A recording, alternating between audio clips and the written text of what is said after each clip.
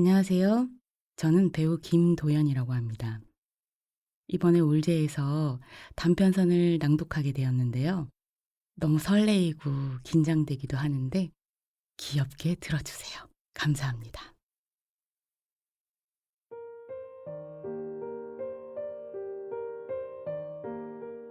나도양의 벙어리 삼룡이.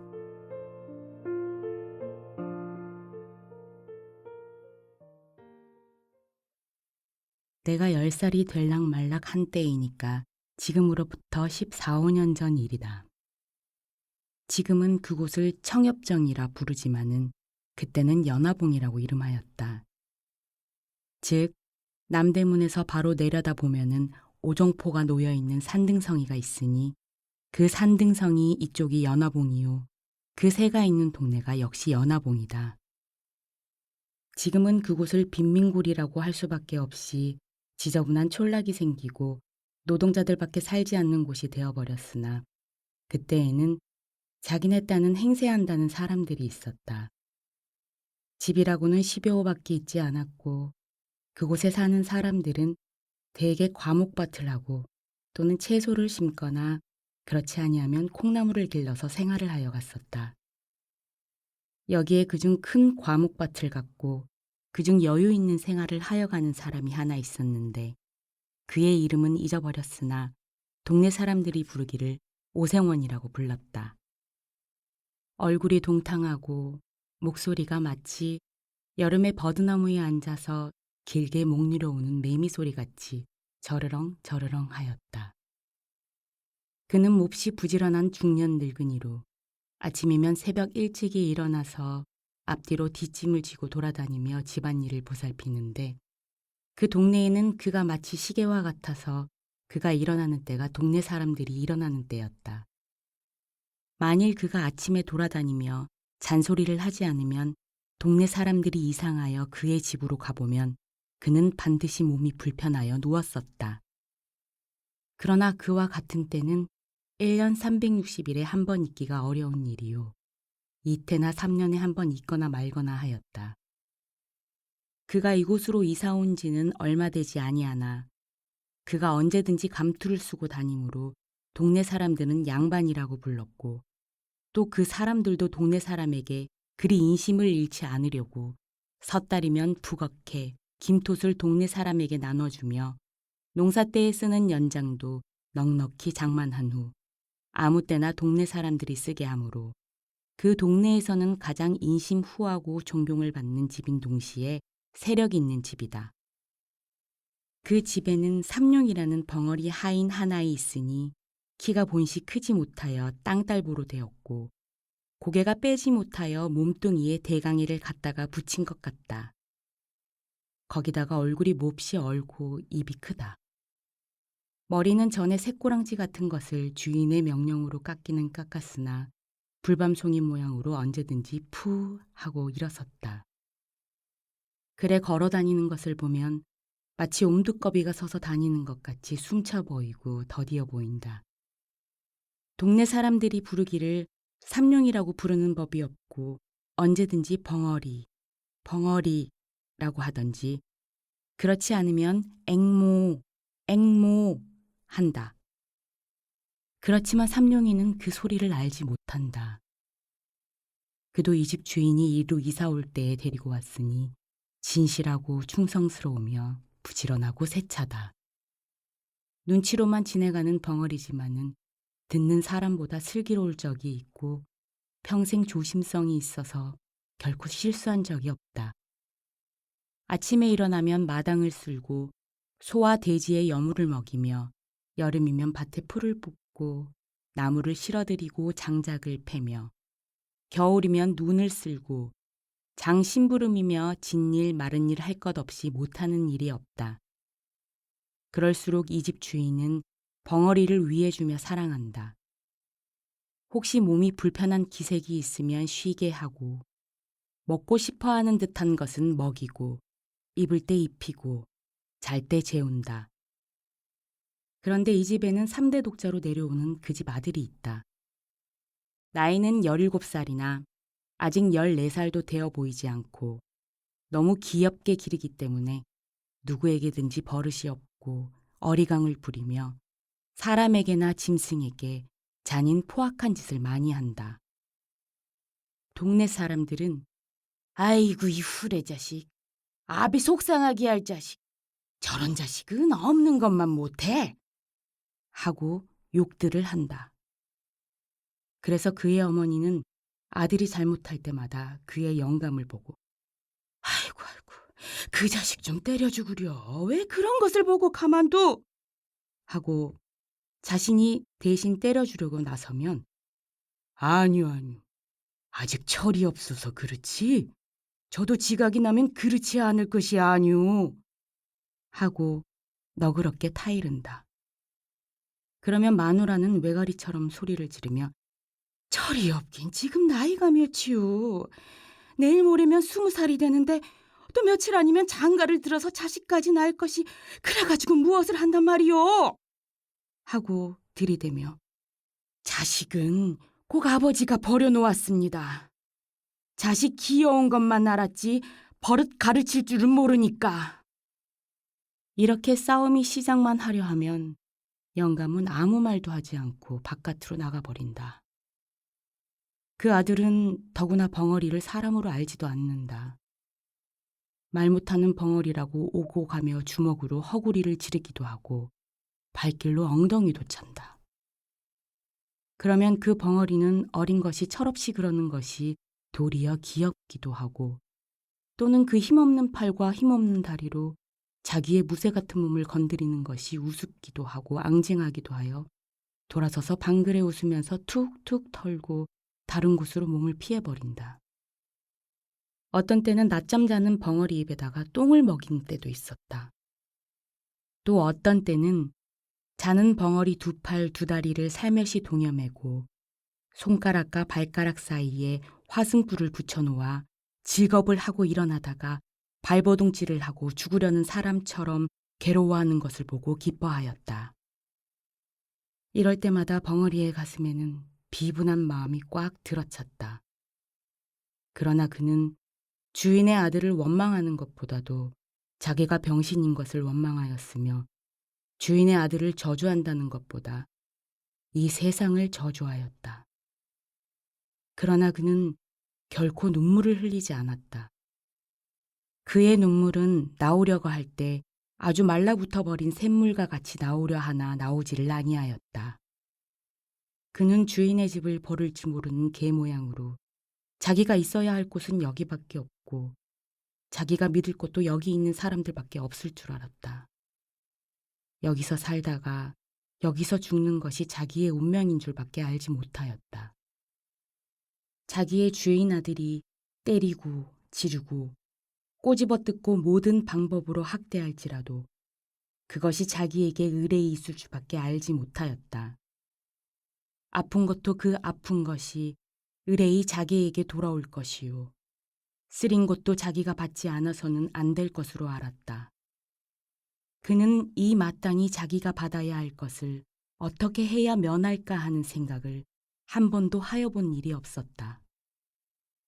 그가 이 집에서 떠나가려거나 또는 그의 생활 환경에서 벗어나려는 생각은 한 번도 해보지 못하였다 할지라도 그는 언제든지 그 주인 아들이 자기를 학대하고 또는 자기를 못살게 굴 때 그는 자기의 주먹과 또는 자기의 힘을 생각해 보았다.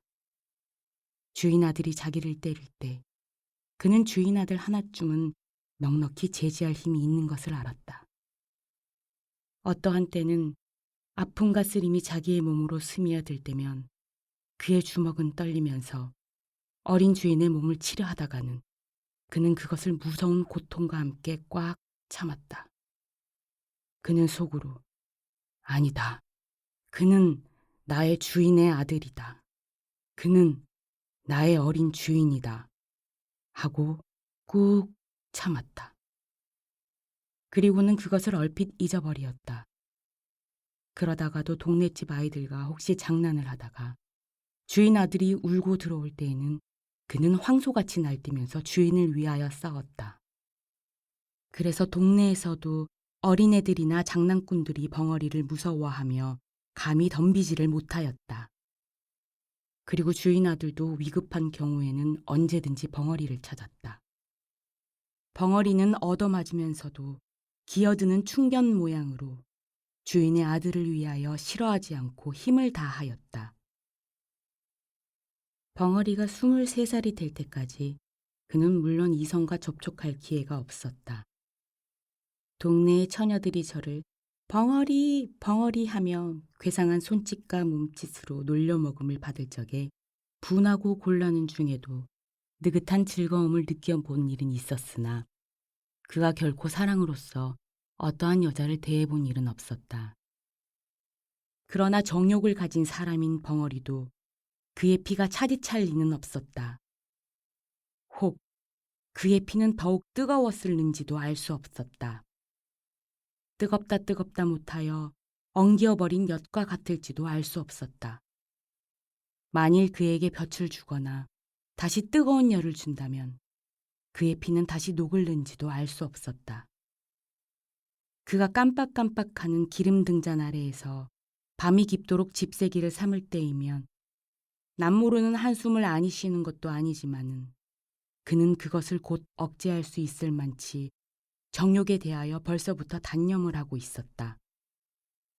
마치 언제 폭발이 될는지 알지 못하는 휴화산 모양으로 그의 가슴 속에는 충분한 정열을 깊이 감추어 놓았으나 그것이 아직 폭발될 시기가 이르지 못한 것이었다.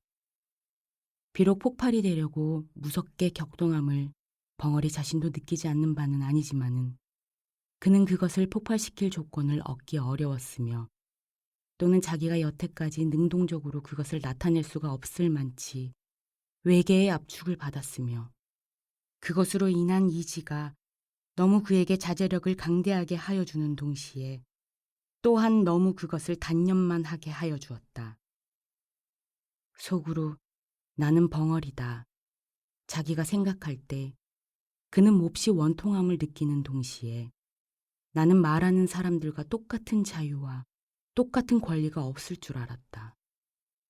그는 이와 같은 생각에서 언제든지 단념 안 하랴 단념하지 않을 수 없는 그 단념이 쌓이고 쌓이어 지금에는 다만 한 개의 기계와 같이 이 집의 노예가 되어 있으면서도 그것을 자기의 천직으로 알고 있을 뿐이요. 다시는 자기가 살아갈 세상이 없는 것 같이 밖에 알지 못하게 된 것이다. 그의 가을이다. 주인 아들이 장가를 들었다. 색시는 신랑보다 2살 위인 19살이다. 주인이 본시 자기가 언제든지 문벌이 얕은 것을 한탄하여 신부를 구할 때에 첫째 조건이 문벌이 높아야 할 것이었다. 그러나 문벌이 있는 집에서는 그리 쉽게 색시를 내놓을 리가 없었다. 그러므로 하는 수 없이 그 어떠한 영락한 양반의 딸을 돈을 주고 사오다시피 하였으니 무남 동료의 딸을 둔 남촌 어떤 과부를 꿀을 발라서 약혼을 하고 혹시나 무슨 딴소리가 있을까 하여 부랴부랴 성례식을 시켜버렸다. 혼인할 때의 비용도 그때 돈으로 3만 냥을 썼다. 그리고 아들의 처갓집에 며느리 뒤 보아주는 바느질삭, 빨래삭시라는 명목으로 한 달에 2,500냥씩을 대어주었다. 신부는 자기 아버지가 돌아가기 전까지 상당히 견디기도 하고 또는 금지옥엽같이 기른 터이라 구식 가정에서 배울 것, 익힐 것은 못한 것이 없고 또는 본래 인물이라든지 행동 거지에 조금도 구김이 있지 아니하다. 신부가 오자 신랑의 흠절이 생기기 시작하였다. 아유, 신부에게다 대면 두루미와 까마귀지. 아직도 철딱서니가 없어. 섹시에게 치여지내겠지. 신랑에겐 과하지.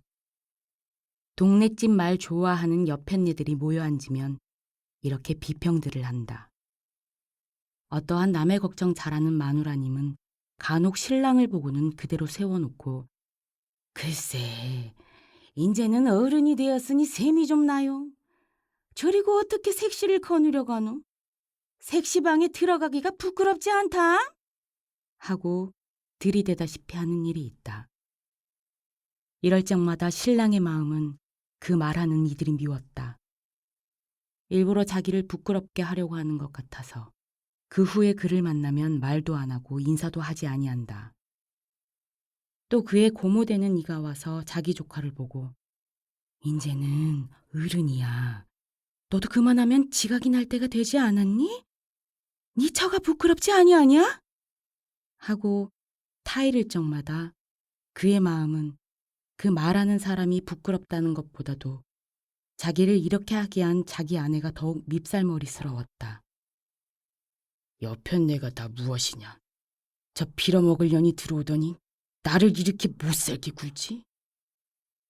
혼인한 지 며칠이 못 되어 그는 색시방에 들어가지를 않았다. 집안에서는 야단이 났다.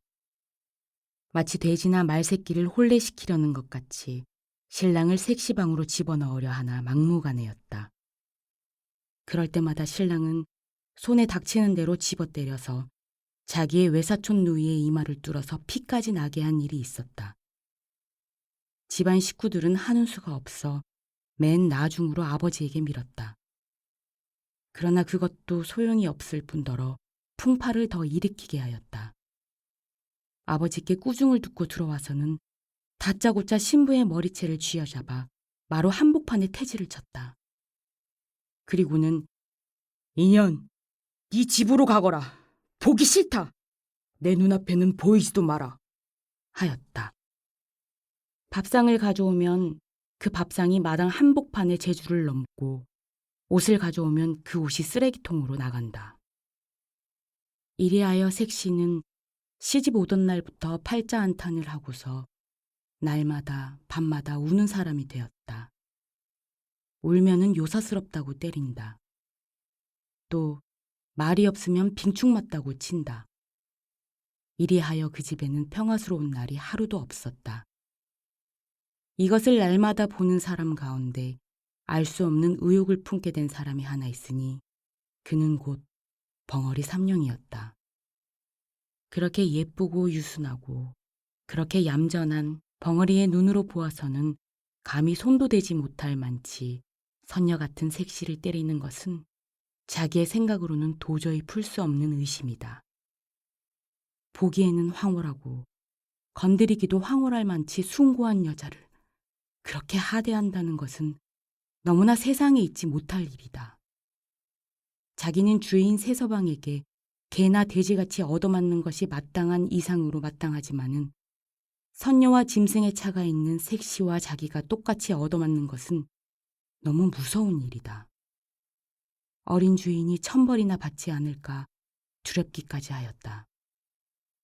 어떠한 달밤 사면은 고요적막하고 별들은 드문드문 눈들만 깜빡이며 반달이 공중에 뚜렷이 달려있어 수은으로 세상을 깨끗하게 닦아낸 듯 청명한데 삼룡이는 검둥개 등을 쓰다듬으며 박 마당 멍석 위에 비스시 드러누워 하늘을 쳐다보며 생각하여 보았다.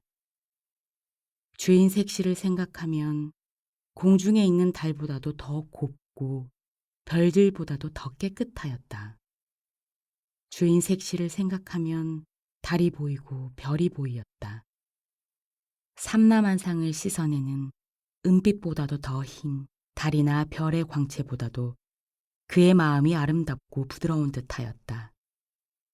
마치 달이나 별이 땅에 떨어져 주인 세아씨가 된 것도 같고 주인 세아씨가 하늘에 올라가면 달이 되고 별이 될 것 같았다. 더구나 자기를 어린 주인이 때리고 꼬집을 때 감히 입 벌려 말은 하지 못하나 측은하고 불쌍히 여기는 정이 그의 두 눈에 나타나는 것을 다시 생각할 때 그는 부들부들한 개 등을 어루만지면서 감격을 느끼었다. 개는 꼬리를 치며 자기를 귀여워하는 줄 알고 벙어리의 손을 핥았다. 삼룡이의 마음은 주인 아씨를 동정하는 마음으로 가득 찼다. 또는 그를 위하여서는 자기의 목숨이라도 아끼지 않겠다는 의분에 넘치었다. 그것이 마치 살구를 보면 입속에 침이 도는 것 같이 본능적으로 느껴지는 감정이었다.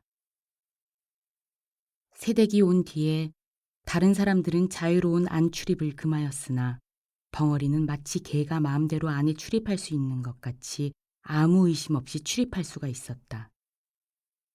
하루는 어린 주인이 먹지 않던 술이 잔뜩 취하여 무지한 놈에게 맞아서 길에 자빠진 것을 업어다가 안으로 들여다 놓인 일이 있었다. 그때에 아무도 안에 있지 않고 다만 새색시 혼자 방에서 바느질을 하고 있다가 이 꼴을 보고 벙어리의 충성된 마음이 고마워서 그 후에 쓰던 비단 헝겊 조각으로 부지쌈지 하나를 하여준 일이 있었다. 이것이 새 서방님의 눈에 띄었다. 그래서 색시는 어떤 날 밤 자던 몸으로 마당 복판에 머리를 푼 채 내어 동댕이가 쳐졌다. 그리고 온몸에 피가 맺히도록 얻어맞았다. 이것을 본 벙어리는 또다시 의분의 마음이 뻗쳐 올라왔다. 그래서 미친 사자와 같이 뛰어들어가 새 서방님을 내어 던지고 새색시를 둘러매었다.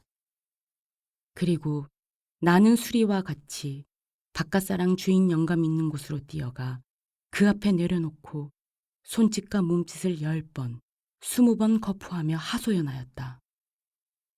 그 이튿날 아침에 그는 주인 새서방님에게 물풀에로 얼굴을 몹시 얻어맞아서 한쪽 뺨이 눈을 얼러서 피가 나고 주먹같이 부었다.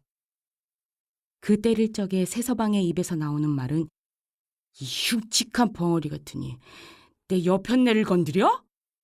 하고 부지쌈지를 뺏어서 갈갈이 찢어서 뒷간에 던졌다. 그러고 이놈아, 인제는 주인도 몰라보고 막 친다. 이런 것은 죽어야 해. 하고 채찍으로 그의 뒷덜미를 갈겨서 그 자리에 쓰러지게 하였다. 벙어리는 다만 두 손으로 빌 뿐이었다. 말도 못하고 고개를 몇백 번, 코가 땅에 닿도록 그저 용서해달라고 빌기만 하였다.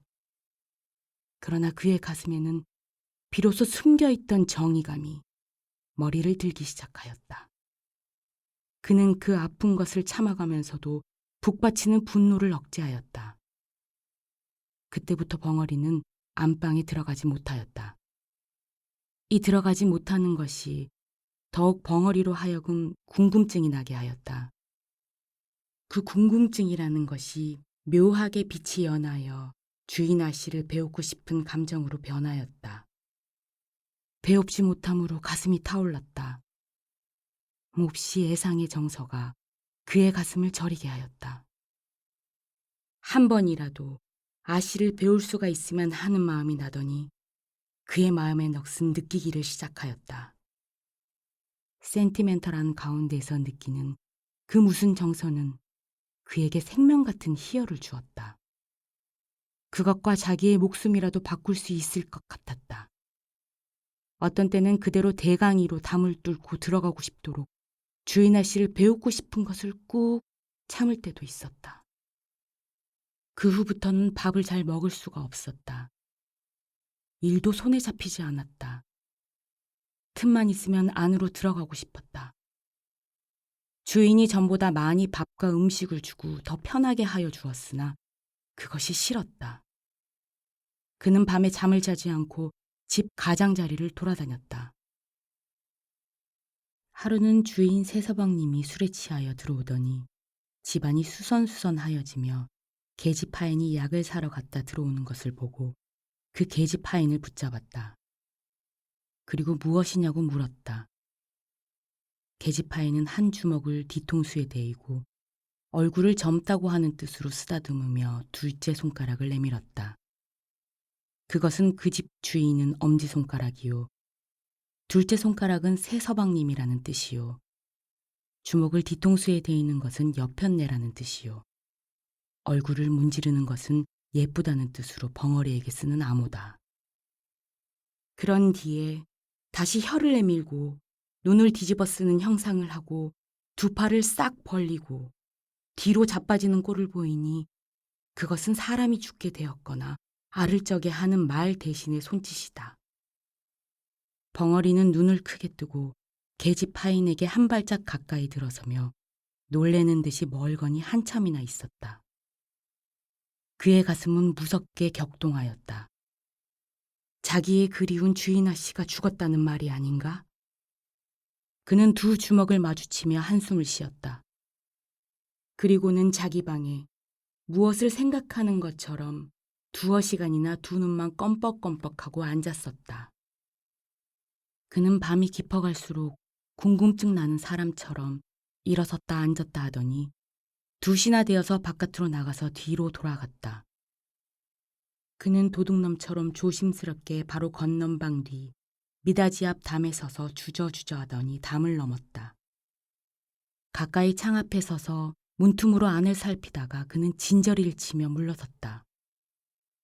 어두운 밤에 그의 손과 발이 마치 그 뒤에 서 있는 감나무 잎같이 떨리더니 그대로 문을 박차고 뛰어들어갔을 때 그의 팔에는 주인 아씨가 한 손에 길다란 명주 수건을 들고서 한 팔로 벙어리의 가슴을 밀치며 뻗팅기었다.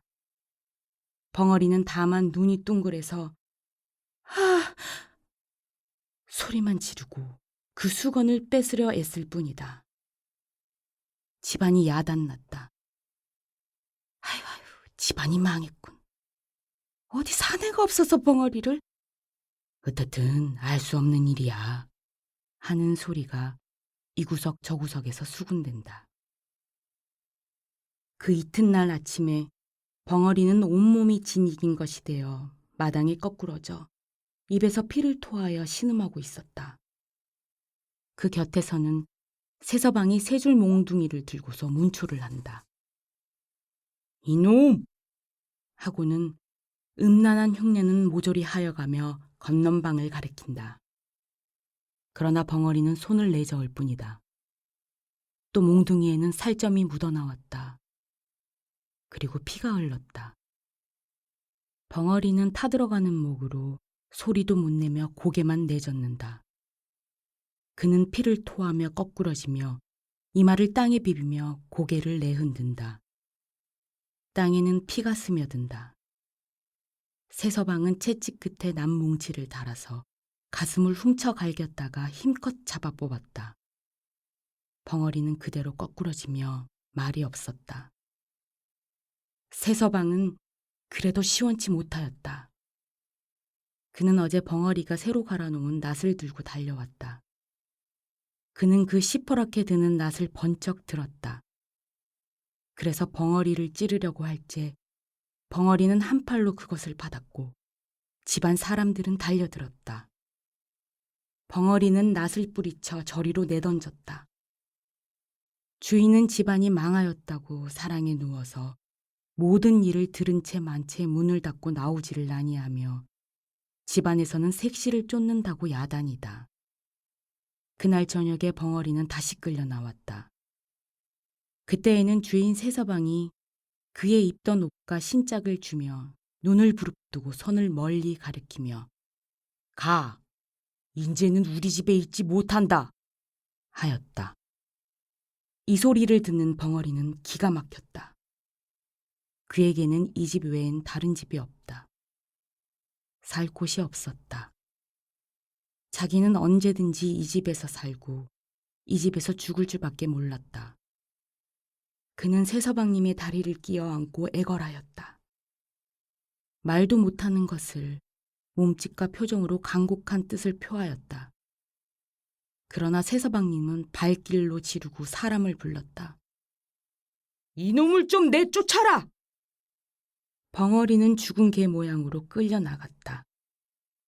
그리고 대갈배기를 개천 구석에 들이박히면서 나가 곤드러졌다가 일어서서 다시 들어오려고 할 때에는 벌써 문이 닫혀 있었다. 그는 문을 두드렸다. 그의 마음으로는 주인 영감을 찾았으나 부를 수가 없었다. 그가 날마다 열고 날마다 닫던 문이 자기가 지금은 열려 하나 자기를 내어 쫓고 열리지를 않는다. 자기가 건사하고 자기가 거두던 모든 것이 오늘에는 자기의 말을 듣지 않는다. 어려서부터 지금까지 모든 정성과 힘과 뜻을 다하여 충성스럽게 일한 값이 오늘에는 이것이다. 그는 비로소 믿고 바라던 모든 것이 자기의 원수라는 것을 알았다. 그는 그 모든 것을 없애버리고 자기도 또한 없어지는 것이 나은 것을 알았다. 그날 저녁 밤은 깊었는데 멀리서 닭이 우는 소리와 함께 개 짖는 소리뿐이 들린다. 난데없는 화염이 벙어리 있던 오생원 집을 에워쌌다. 그 불을 미리 놓으려고 준비하여 놓았는지 집 가장자리로 쭉 돌아가며 흩어놓은 풀에 모조리 돌라붙어 공중에서 내려다보면 집의 윤곽이 선명하게 보일 듯이 타오른다.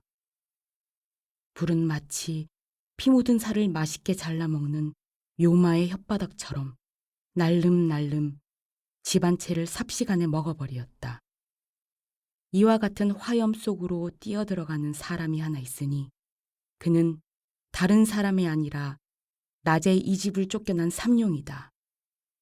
그는 먼저 사랑에 가서 문을 깨트리고 주인을 업어다가 밭 가운데 놓고 다시 들어가려고 할제 얼굴과 등과 다리가 불에 대이어 쭈그러드는 것을 알지 못하였다.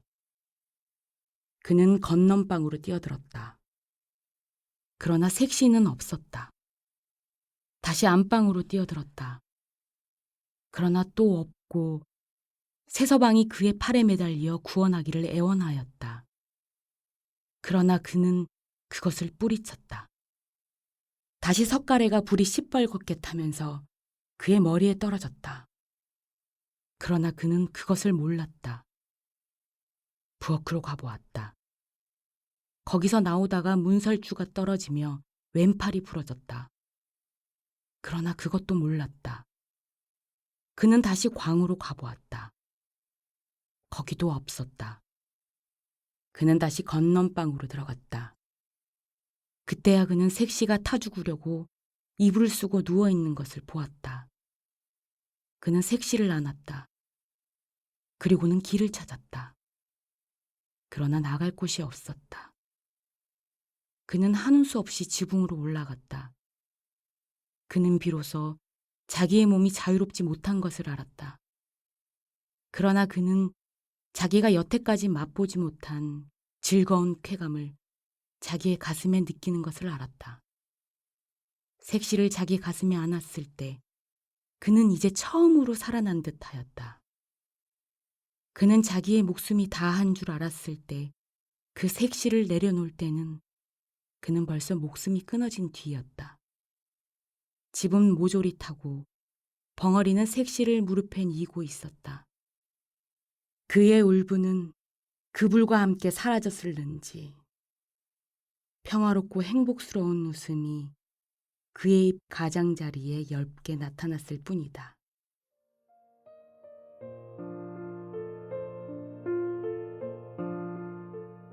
사단법인 올제 제작, 낭독 김도연, 저자 나도양.